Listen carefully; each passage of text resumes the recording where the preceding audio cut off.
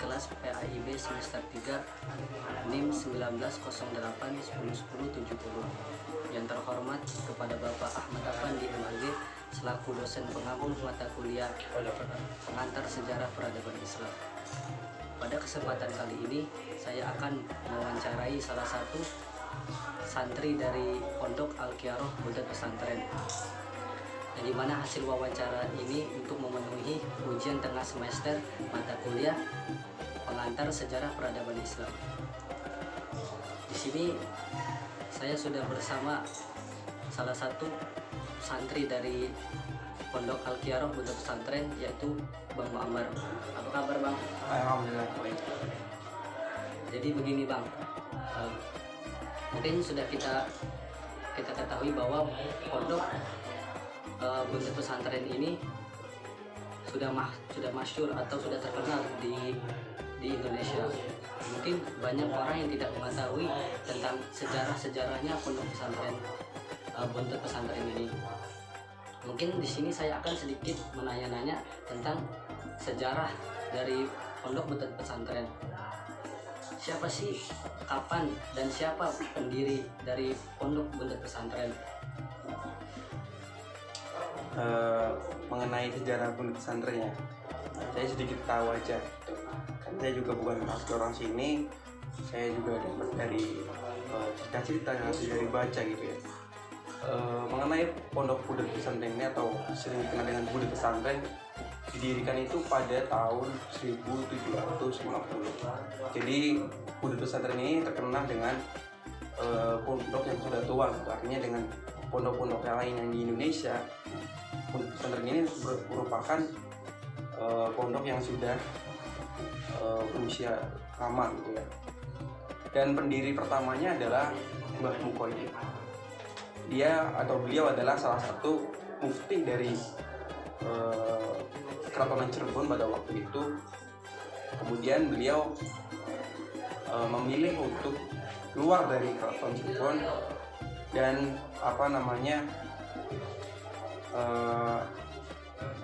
lebih memilih keluar dan menyebarkan agama Islam. Alasannya kenapa Mbah Mukoyim ini keluar dari Keraton Cirebon itu karena beliau itu tidak ingin berkompromi dengan pihak Belanda gitu. Karena pada waktu itu Keratonan Cirebon dan juga Belanda itu Belanda ini sudah masuk ke dalam Keratonan Cirebon dan merusak semua sistem dan juga kebudayaan Cirebon. Dan itu adalah salah satu mengapa Mbah Mukoyim itu memilih keluar dan menyebarkan agama gitu. Kalau mengenai sistem pendidikan di Budak Pesantren itu bagaimana, Bang? Mengenai sistem pendidikan di Budak Pesantren itu berbeda ya, dengan pondok-pondok pesantren yang lain. Kalau kita ketahui seperti pondok pesantren di lain tempat itu biasanya hanya mengkaji kitab kuning, mengaji agama. Tapi yang membedakan di Budak Pesantren ini adalah adanya sistem sekolah informal dan juga tradisional.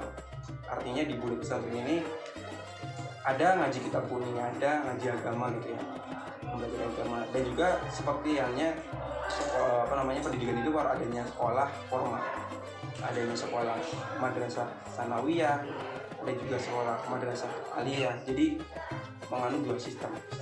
Terus sistem pendidikan pesantren atau tradisional dan juga formal seperti sekolah pada umumnya. Terus yang membedakan dari Pondok Pesantren ini dengan pondok lainnya itu apa? Yang membedakan pondok pesantren dengan pondok yang lainnya itu yaitu kalau di pondok-pondok yang lainnya biasanya kan satu pengasuh, satu komplek, satu pimpinan gitu ya. Sedangkan di pondok pesantren ini atau Budak Pesantren ini berasal dari banyak pengasuh. Artinya pondoknya tidak satu. Di Budak Pesantren sendiri ada sekitar 50 lebih pondok pesantren. Jadi setiap pondok itu ada pengasuhnya sendiri-sendiri. Berbeda dengan pondok pesantren yang di sana di luar ya, biasanya kan pondok-pondok gede gitu, satu apa namanya pimpinan atau komando gitu. Kalau di pondok pesantren ini mempunyai banyak pondok dan mempunyai pengasuh sendiri. Tapi di pondok pesantren ini walaupun banyak pondoknya gitu ya berdiri, tapi masih dalam satu keturunan. Jadi yang membedakan pondok pesantren dengan pondok yang lain itu, kalau di pondok pesantren itu banyak pondoknya gitu ya, tersebar di dalam pondoknya. Jangan di pondok yang lainnya biasanya satu komando gitu.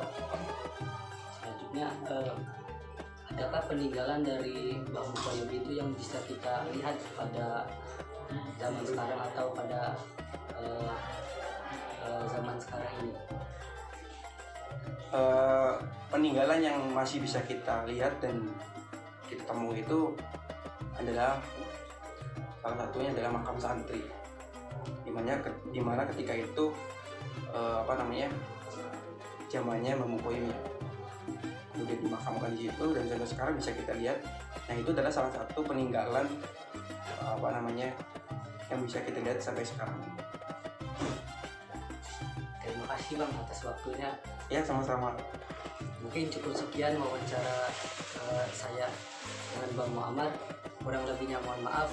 Wassalamualaikum warahmatullahi wabarakatuh. Waalaikumsalam warahmatullahi wabarakatuh.